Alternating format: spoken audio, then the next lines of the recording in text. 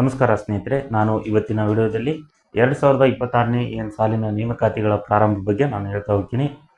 ನಾವು ನೋಡ್ಬೋದು, ಈಗ ಆಲ್ರೆಡಿ ಒಳ ಮೀಸಲಾತಿ ಏನಿದೆಯೋ ಅದು ಕಂಪ್ಲೀಟ್ ಆಗಿ ಅವರು ಏನು ಮಾಡಿದಾರಪ್ಪ ಅಂದರೆ ಮೀಸಲಾತಿಯನ್ನು ಹಂಚಿಕೆ ಮಾಡಿ ಬಿಟ್ಟಿದ್ದಾರೆ. ಹಾಗಾಗಿ 2026ನಲ್ಲಿ ಬಜೆಟ್ನಲ್ಲಿ ಏನು ಹೇಳಿದಾರಪ್ಪ ಅಂದರೆ ಈ ವರ್ಷ ಏನಂತಂದರೆ ನೇಮಕಾತಿಯನ್ನು ಒಂದು ಸುಮಾರು 56,000 ಹುದ್ದೆಗಳನ್ನು ಹಂತ ಹಂತವಾಗಿ ನೇಮಕಾತಿ ಮಾಡಿಕೊಳ್ತೀವಿ ಅಂತ ಹೇಳಿದ್ರು. ಅದರಲ್ಲಿ ಈಗ ಪ್ರಮುಖವಾಗಿರ್ತಕ್ಕಂಥದ್ದು ಈ ಶಾಲಾ ಕಾಲೇಜುಗಳಲ್ಲಿ ಕೂಡ ನೇಮಕಾತಿ ಮಾಡ್ತೀವಿ ಅಂತ ಹೇಳಿದರು. ಮತ್ತು ಹಲವಾರು ಇರ್ತಕ್ಕಂಥ ಗ್ರೂಪ್ ಸಿ ಆಗಿರ್ಬೋದು, ಈ ಹುದ್ದೆಗಳನ್ನು ನೇಮಕಾತಿ ಮಾಡ್ತೀವಿ ಅಂತ ಹೇಳಿದರು. ಮತ್ತು ಏನಪ್ಪ ಅಂದರೆ ಏಜ್ ಆದವರಿಗೆ 5 ವರ್ಷ ಒನ್ ಟೈಮ್ ನೋಟಿಫಿಕೇಶನ್ ಆದರೆ ಪ್ರತಿಯೊಂದು ಇಲಾಖೆಗಳಲ್ಲಿಯೂ 5 ವರ್ಷಗಳನ್ನು ಏನು ಮಾಡಿದ್ದಾರೆ, ಅವರು ವರ್ಷನ ಸಡಿಲಿಕೆ ಮಾಡಿದ್ದಾರೆ. ಅಂದರೆ ನಿಮಗೆ 5 ವರ್ಷವನ್ನು ಅಪ್ಲಿಕೇಶನ್ ಹಾಕೋಕ್ಕೆ ಏಜ್ ಬಾರ ಈ ಮುದಿತ ಅನ್ನೋರು 5 ವರ್ಷ ಎಕ್ಸ್ಟೆಂಡ್ ಮಾಡಿದ್ದಾರೆ ಅಂತ ನಾನು ಹೇಳ್ಬೋದು. ಹಾಗಾದರೆ ಬನ್ನಿ ಸ್ನೇಹಿತರೆ, ಇವತ್ತು ಯಾವ್ಯಾವ ಹುದ್ದೆಗಳು ಈಗ ರೆಡಿ ಇದ್ದಾವೆ 2026ನಲ್ಲಿ ನಾಳೆನೇ ನೋಟಿಫಿಕೇಶನ್ ಆಗ್ಬೋದು. ಯಾಕಂದರೆ ಅಲ್ಲಿ ಒಳ ಮೀಸಲಾತಿ ಏನಪ್ಪ ಅಂದರೆ ರಿಸರ್ವೇಷನ್ ಅವರು ಕಂಪ್ಲೀಟ್ ಆಗಿ ಇದನ್ನು ಮಾಡಿದ್ದಾರೆ. ಹಾಗಾಗಿ ನೋಟಿಫಿಕೇಶನ್ ಏನಪ್ಪ ಅಂದರೆ ಯಾವುದೇ ಟೈಮ್ನಲ್ಲೂ ಇನ್ನೊಂದು ವೀಕ್ ಆಗ್ಬೋದು, ನೆಕ್ಸ್ಟ್ ಮಂತ್ ಆಗ್ಬೋದು. ಈ ರೀತಿಯಾಗಿರ್ತಕ್ಕಂಥ ಈಗ ಹುದ್ದೆಗಳು ಯಾವ ರೆಡಿ ಅನ್ನೋದಾದರೆ ನಾವು ನೋಡಿ, ಫಸ್ಟು ಬಜೆಟ್ನಲ್ಲಿ ಹೇಳಿರುವ ಹಾಗೆ ಏನಪ್ಪ ಅಂದರೆ 15,000 ಆಗಿರ್ತಕ್ಕಂಥ ಶಾಲಾ ಕಾಲೇಜುಗಳಲ್ಲಿ ನೇಮಕಾತಿ ಮಾಡುವರು. ಹಾಗಾದರೆ ಈ ಶಾಲಾ ಕಾಲೇಜುಗಳಲ್ಲಿ ನೇಮಕ ಮಾಡೋದಾದರೆ ಅಲ್ಲಿ ಹುದ್ದೆಗಳನ್ನು ಯಾವ್ಯಾವ ಮಾಡ್ತಾರೆ ಅನ್ನೋದಾದರೆ ನೋಡ್ಬೋದು. ನಾವು ಫಸ್ಟು ಈಗ ಶಿಕ್ಷಕರ ನೇಮಕಾತಿಯಲ್ಲಿ 3 ಹಂತಗಳು ನಡೀತೀವಿ ಅಂತ ನಾನು ಹೇಳ್ತಾ ಹೋಗಿದ್ದೀನಿ. ಯಾವ್ಯಾವ ಅಂದರೆ PSTR ಏನು ಪ್ರೈಮರಿ ಟೀಚಿಂಗ್ ಮಾಡ್ತಾರಲ್ಲ ಆ ಹುದ್ದೆಗಳಿಗೆ PSTR ಅಂತ ಕರಿತೀವಿ. ಮತ್ತು GPSTR ಅಂದರೆ ಗ್ರಾಜ್ಯುಯೇಟ್ ಪ್ರೈಮರಿ ಅಂದರೆ ಪದವೀಧರ ಶಾಲಾ ಶಿಕ್ಷಕರು ಅಂತ ಕರಿತೀವಿ. ಮತ್ತು HSTR ಪ್ರೌಢಶಾಲಾ ಶಿಕ್ಷಕರ ನೇಮಕಾತಿ ಅಂತ ನಾವು ಹೇಳ್ಬೋದು. ಈ ರೀತಿಯಾಗಿರ್ತಕ್ಕಂಥ 3 ಹಂತಗಳ ಹುದ್ದೆಗಳನ್ನು ಕರೀತಾರೆ. ಆದರೆ ಅಲ್ಲಿ ಪೋಸ್ಟ್ಗಳು ಎಷ್ಟು ಅನ್ನೋದ್ರ ಬಗ್ಗೆ ಇನ್ನೂ ಇದಿಲ್ಲ. ಆದರೆ PSTR ನಾವು ನೋಡ್ಬೋದು, HK ವಿಭಾಗದಲ್ಲಿ ಸುಮಾರು 4,000 ಚಿಲ್ಲರೆ ಆಗಿರ್ತಕ್ಕಂಥ ಹುದ್ದೆಗಳನ್ನು ಆಲ್ರೆಡಿ ಅವರು ಅನುಮೋದನೆ ಕೊಟ್ಟಿದ್ದಾರೆ. ಹಾಗಾಗಿ ಉಳಿದಿರ್ತಕ್ಕಂಥದ್ದು ನಾನ್ HK ಆಗಿರ್ಬೋದು, ಪ್ಲಸ್ ಏನಪ್ಪ ಅಂದರೆ ಅಲ್ಲಿರ್ತಕ್ಕಂಥ GPSTR ಮತ್ತು HSTR ಹುದ್ದೆಗಳು ಮತ್ತು PSTR ಹುದ್ದೆಗಳು ಯಾವ್ಯಾವ ಹುದ್ದೆಗಳು ಎಷ್ಟು ಅನ್ನೋದ್ರ ಬಗ್ಗೆ ಇನ್ನೂ ಖಚಿತ ಮಾಹಿತಿ ಇಲ್ಲ. ಸೊ ನೋಟಿಫಿಕೇಶನ್ನಲ್ಲಿ ನಾವು ನೋಡ್ಬೋದು. ನೆಕ್ಸ್ಟು PU ಉಪನ್ಯಾಸಕರು ಅಂತ ಹೇಳ್ತೀವಿ. ಈಗ PU ಲೆಕ್ಚರ್ಸು ಸುಮಾರು ಅವರು ಹೇಳಿದ್ರು 840 ಆರ್ಥಿಕ ಅನುಮೋದನೆ ಕೊಟ್ಟಿದ್ದಾರೆ ಅಂತ. ಓಕೆ, ಸೊ ಪ್ಲಸ್ ಇನ್ನೂ ಆ್ಯಡ್ ಮಾಡಿಬಿಡ್ಬೋದು. ಯಾಕಂದರೆ ಇನ್ನೂ ಖಾಲಿ ಹುದ್ದೆಗಳ ಸಂಖ್ಯೆ ಭಾಳ ಇದಾವೆ. ಆರ್ಥಿಕ ಅನುಮೋದನೆ ಕೊಡೋದಕ್ಕಿಂತ ಇನ್ನೂ ಹೆಚ್ಚಿಗೆ ಪ್ರಮಾಣದ ಹುದ್ದೆಗಳನ್ನು ಕರಿಬೋದು.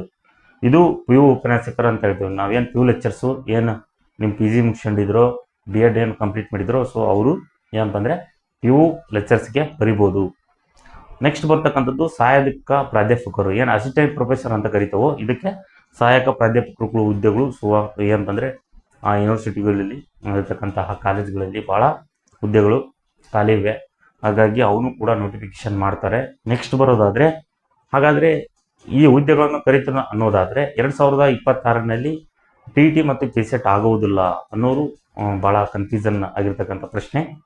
ನೋಡಿ, 2026ನಲ್ಲಿ ಈಗ ಶಿಕ್ಷಕರ ನೇಮಕಾತಿ ಕರೀತಾರೆ. ಓಕೆ, ಕರೀಲಿಲ್ಲದ್ರು TET ಮತ್ತು KCET ಐತಿಲ್ಲ, ಇಯರ್ ಅವ್ರು ಏನಪ್ಪ ಅಂದರೆ ಕರೀಲೇಬೇಕು. ಏನು ಜೂನ್ ತಿಂಗಳು ಅಥವಾ ನವಂಬರ್ ಎಂಡ್ ಒಳಗೆ ಅವರು ಕಾಲ್ಫಾರ್ಮ್ ಆಗಲಿ ಬಿಡಲಿ.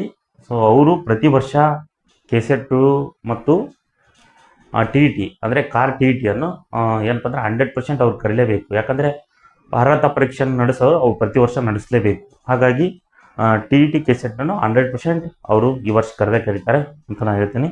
ಮತ್ತು ನೆಕ್ಸ್ಟ್ ಕೆಲವೊಂದು ಇನ್ನೂ ಹುದ್ದೆಗಳು ಏನಪ್ಪ ಅಂದರೆ PCPS ಆಗಿರ್ಬೋದು ಮತ್ತು ಗ್ರೂಪ್ C ಅಂತ ಕರಿತಾವಲ್ಲ, ಆ ಗ್ರೂಪ್ C ಹುದ್ದೆಗಳು ಕೂಡ ಹಲವಾರು ಇರ್ತಕ್ಕಂಥ ಹುದ್ದೆಗಳು ಖಾಲಿವೆ. ಹಾಗಾಗಿ ಎಲ್ಲರಿಗೂ ಆಲ್ ದ ಬೆಸ್ಟ್ ಅಂತ ಹೇಳುತ್ತಾ, ಸೊ ಯಾರ್ಯಾರು ಈ ಶಿಕ್ಷಕರ ನೇಮಕಾತಿ ಆಗಿರ್ಬೋದು, PU ಲೆಕ್ಚರ್ಸ್ಗೆ, ಈಗ ಅಸಿಸ್ಟೆಂಟ್ ಪ್ರೊಫೆಸರ್ ಈ ರೀತಿಯಾಗಿರ್ತಕ್ಕಂಥ ಹುದ್ದೆಗಳು ಏನು ಸ್ಟಡಿ ಮಾಡ್ತಿದ್ರು, ಸೊ ಎಫೆಕ್ಟಿವ್ ಆಗಿ ಅಧ್ಯಯನ ಮಾಡಿ ಈಗ ಯಾರು TET ಪಾಸ್ ಆಗಿಲ್ವೋ ಸೊ HSTR ಹುದ್ದೆಗಳಿಗೆ ಓದಿ, TET ಪಾಸ್ ಆದವರು GPSTR HSTR ಹುದ್ದೆಗಳಿಗೆ ಓದಿ, ಮತ್ತು ಪೇಪರ್ 1 DEd ಮಾಡಿದವರು ಮತ್ತು ಡಿಗ್ರಿ ಮಾಡಿದವರು 3 ಹುದ್ದೆಗಳಿಗೆ ಓದಿ.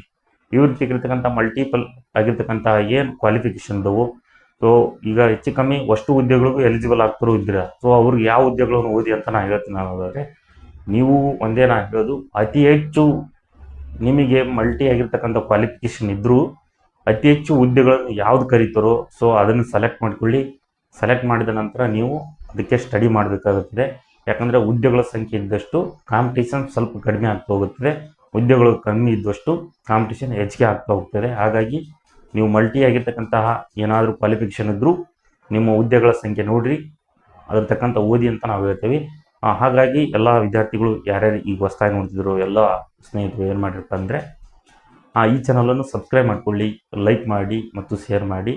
ನಾನು ಯಾಕಪ್ಪ ಅಂದರೆ ಶಿಕ್ಷಕರ ನೇಮಕಾತಿ ಆಗಿರ್ಬೋದು, PU ಲೆಕ್ಚರ್ಸ್ ಆಗಿರ್ಬೋದು, TET ಮತ್ತು KCETಗೆ ಸಂಬಂಧಪಟ್ಟಿರ್ತಕ್ಕಂಥ ಹಲವಾರು ಏನಂತಂದರೆ ಎಕ್ಸಾಮ್ ಸ್ಟ್ರಾಟಜಿ ಆಗಿರ್ಬೋದು, ಟೈಮ್ ಟೇಬಲ್ಲು ಮತ್ತು ಸಿಲೆಬಸ್ ಬುಕ್ ಲಿಸ್ಟ್ ಕೂಡ ಹೇಳ್ತಾ ಹೋಗಿದ್ದೀನಿ.